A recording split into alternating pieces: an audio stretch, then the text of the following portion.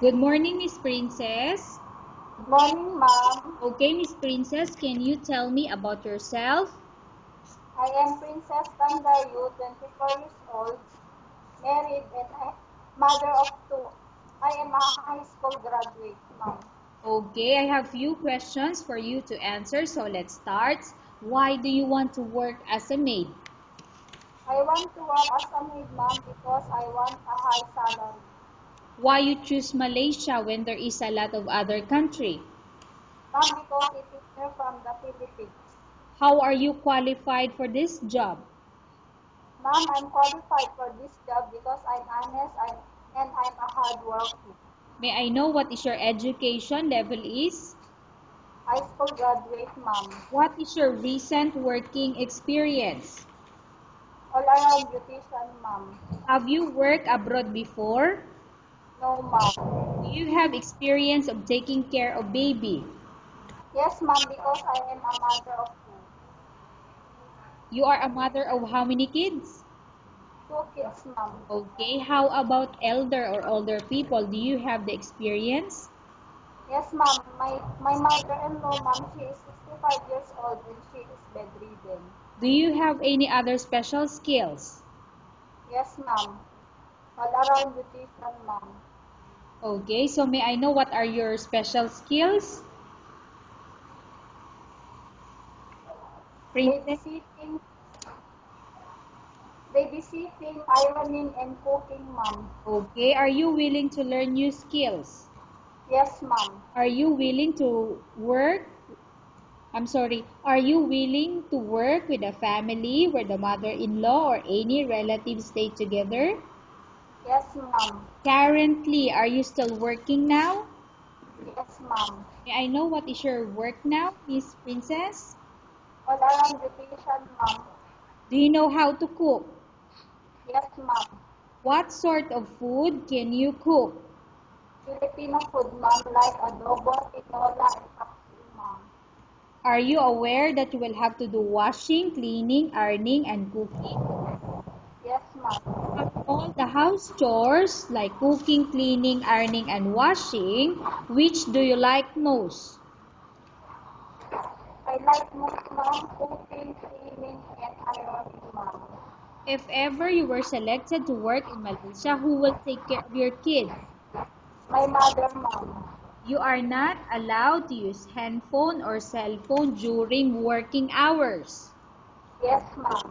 You are only allowed to use handphone or cell phone after you finish all the works and when going to bed. Yes, ma'am.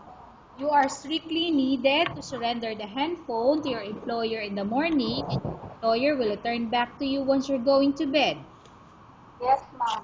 If every employer finds out that you're abusing your handphone or cell phone, and it's affected your work performance, your employer will confiscate your handphone and you're not allowed to hold it anymore.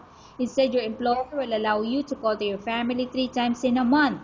You're only yes, allowed to ma'am. bring normal phone and you're not allowed to bring smartphone. Are you agreed for the terms and condition? Yes, ma'am. Are you agreed to the rules and regulation for the handphone? Yes, ma'am. How many years is the contract as you agreed and understand? 2 years, ma'am. Can you describe for me your ethics or your attitude? Ma'am, I'm honest and I'm hardworking, ma'am. Okay, how can you assure to us that you will work hard in Malaysia? I will work hard in Malaysia, ma'am, because I want to support the needs of my family, especially my children. Can you promise not to use a telephone without the permission of your employer? Yes, ma'am. Can you promise not to put on makeup but to dress properly while work?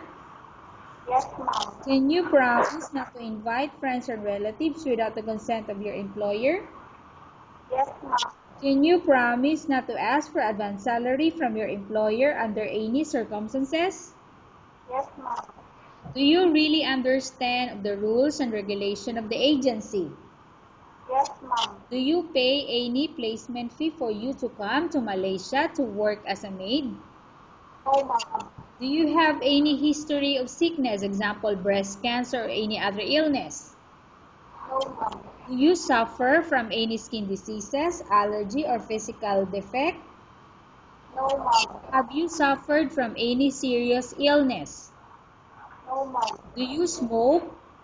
No, ma'am. Do you have any tattoo in your body? No, ma'am. Do you take any prohibited drugs before? No, ma'am. Have you undergone any operation or surgery? No, ma'am. Are you medically fit? Yes, ma'am. Are you in any medication? No, ma'am. Are you allergic with any food? No, ma'am. Are you prepared to work for the employer of any race? Yes, ma'am. Are you prepared to eat the type of food taken or given by your employer? Yes, ma'am. Are you afraid of being left alone in the house? No, ma'am. Are you afraid of dogs or other pets? No, ma'am. Can you promise to work according to instruction from your employer? Yes, ma'am. Do you have any immediate family working in Malaysia? No, ma'am. Okay, Miss Princess, we have finished our question section. Let's go to case study.